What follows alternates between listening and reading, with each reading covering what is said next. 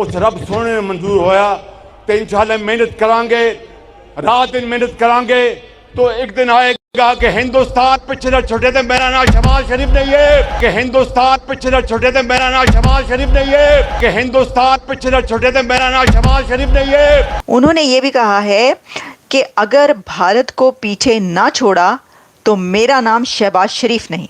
ओ भाई, F-35 की production Bharat में शुरू होने वाली है, टाटा के साथ एग्रीमेंट हो गया है और इवन की फैक्ट्री भी जो है वो इनॉग्रेट भी हो गई है। हिंदुस्तान जो है, उनकी जो रिलायंस कंपनी है वो इवन वेनेजुएला के अंदर पहुंची हुई है और वहां से वो क्रूड ऑयल लेते हैं वेनेजुएला से। ओमान के फॉरेन मिनिस्टर ने ये कहा है कि ओमान और भारत के दरमियान जो ताल्लुकात हैं वो जिसे कहते हैं ना, sky is the limit. PM Shehbaz है ना, उनकी जो स्पीच करने का स्टाइल है और जो वो जोश और जज्बे के साथ स्पीच करते हैं कि वो माइक शाइक सारे उनके आगे के गिर जाते हैं। हमने जॉइंट वेंचर साइन कर लिया है।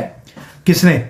लॉकहीड मार्टिन ने टाटा एडवांस्ड सिस्टम्स के साथ। ये वो जहाज है जो छुप के वार करता है और इसका पता नहीं चलता, और उसके ऊपर वो उन्होंने इंडिया को दे दिया और पाकिस्तान का जो है वो इतना, अब देखना क्या करते हैं ये। फिर सबसे बड़ी बात यह है कि F-35 जो है वो तकरीबन $40,000 फी घंटा की परवाज करता है और ये 5th जनरेशन जहाज है। जबकि हमारा तो नेबर है ओमान, इंडिया वहां से उठा आके ओमान के करीब, और आज ओमान की लीडरशिप ये कह रही है कि स्काई इज द लिमिट। वो स्काई इज द लिमिट है, उन्हें अपॉर्चुनिटीज नजर आ रही हैं।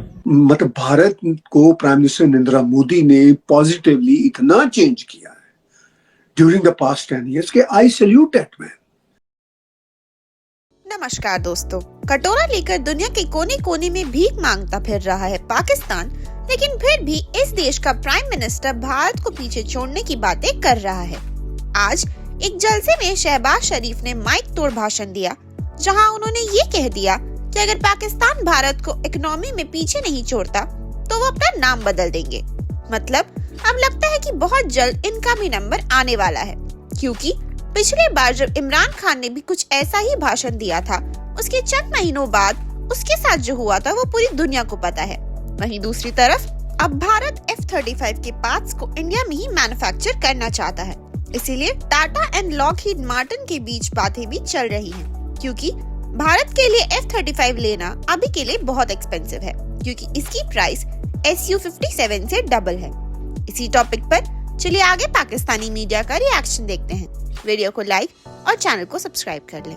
इंडिया कैसे वो स्पेस लेके जा सकता है जो पाकिस्तान की स्पेस थी, जो पाकिस्तान जिस चीज को देखें, हमारे तो नेबरिंग कंट्री है, हमारा तो नेबर है ओमान, इंडिया वहां से उठा आके ओमान के करीब, और आज ओमान की लीडरशिप ये कह रही है कि स्काई इज द लिमिट। वो स्काई इज द लिमिट है, उन्हें अपॉर्चुनिटीज नजर आ रही हैं, उनको अपॉर्चुनिटीज नजर आ रही हैं। पूरा का पूरा गल्फ भारत के साथ खड़ा हुआ है।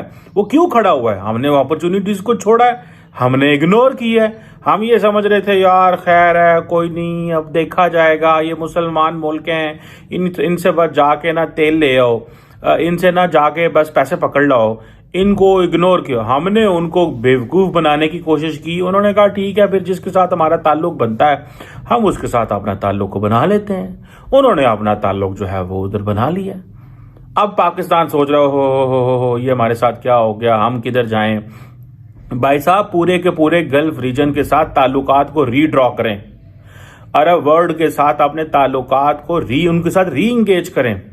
देखें वहां पे क्या तब्दीलियां आ रही हैं। वो वहां पे मोनार्क्स हैं, वहां पे किंगशिप्स हैं, उनको अंडरस्टैंड करें कि जो तब्दीली एक किंगशिप में आती है हम वहां पे क्या कर सकते हैं, हमें वहां पे क्या करना चाहिए,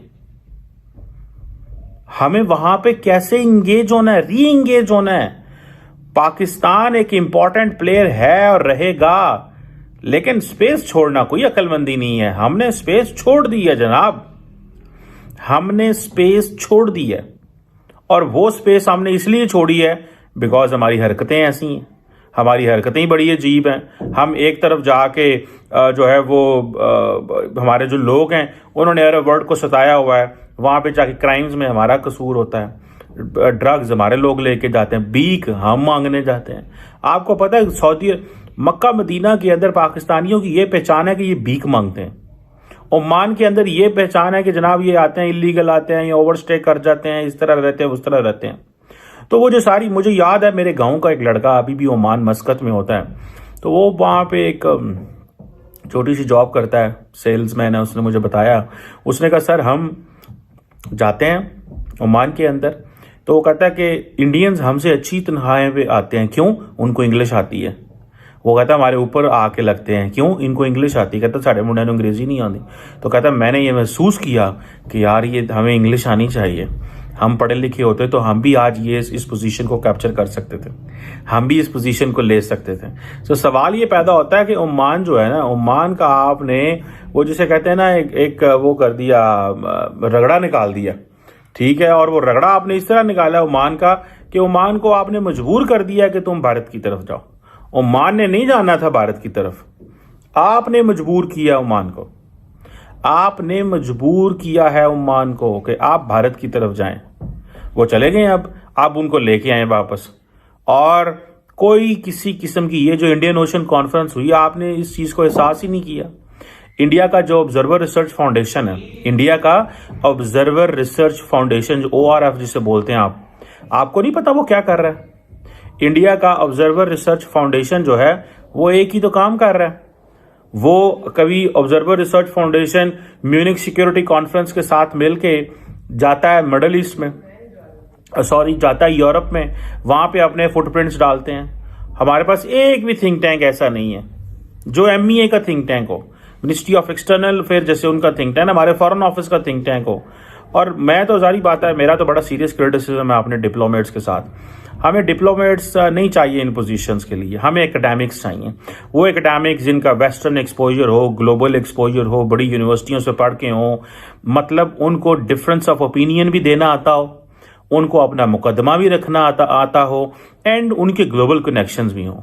तो हमारे पास 10 भी है, पाकिस्तान के पास ऐसे लोग नहीं हैं जिन्हें हम $5-5 हज़ार पे रख सकते हैं, जिनकी डिस्पोजल पे हम थोड़ा सा कुछ जो साल का कुछ $2 मिलियन हम दे सके उनको। मतलब हमारे पास कोई ऐसे लोग नहीं है। F-35 की प्रोडक्शन भारत में शुरू होने वाली है, टाटा के साथ एग्रीमेंट हो गया है और इवन की फैक्ट्री भी जो है वो इनॉग्रेट भी हो गई है। अब आप सोचकर देखिए, ये मास्टर स्ट्रोक नहीं है तो क्या है? यानी कि जो मेक इन इंडिया का एजेंडा था मोदी जी का, कि मुझे यहां पर जॉब्स को भी क्रिएट करना है, स्किल्ड लेबर को डेवलप करना है और भारत में ही ये बड़े चीजों को बनाना है। हमने जॉइंट वेंचर साइन कर लिया है। किसने?